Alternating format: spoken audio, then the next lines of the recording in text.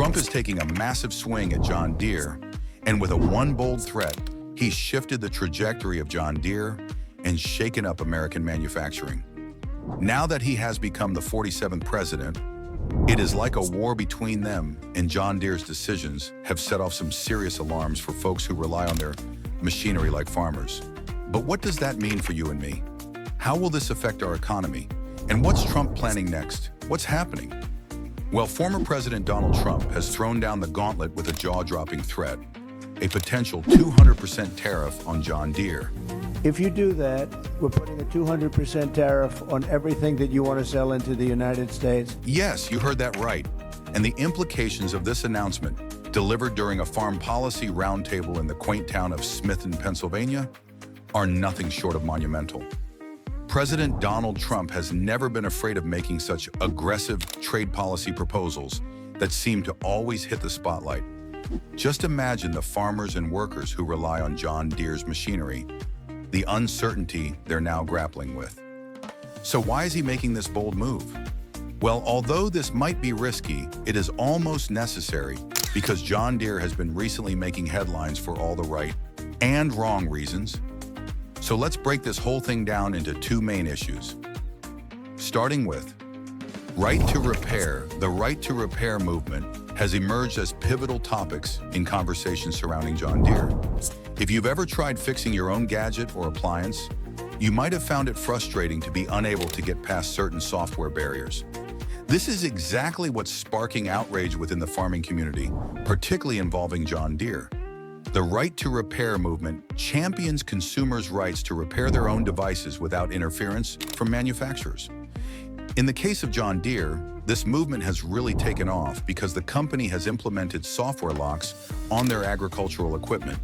These pesky locks not only prevent farmers from accessing crucial diagnostic tools, but also deny them the software needed to efficiently repair their own machinery. This results in a real headache for farmers who are increasingly finding themselves dependent on authorized dealerships when their machines falter, a process that can be both pricey and time-consuming. Now imagine you're in the middle of a vital planting season, one of those moments when every hour counts. You suddenly discover that your tractor has broken down and you're left twiddling your thumbs because you can't simply fix it yourself. It's no wonder farmers are raising the alarm and expressing significant frustration over these repair restrictions. Many farmers feel that John Deere's policies encroach unjustly on their ownership rights. Not being able to tackle repairs independently not only inflates their operational costs, but it can also lead to stubborn downtimes during those all-important planting and harvesting windows.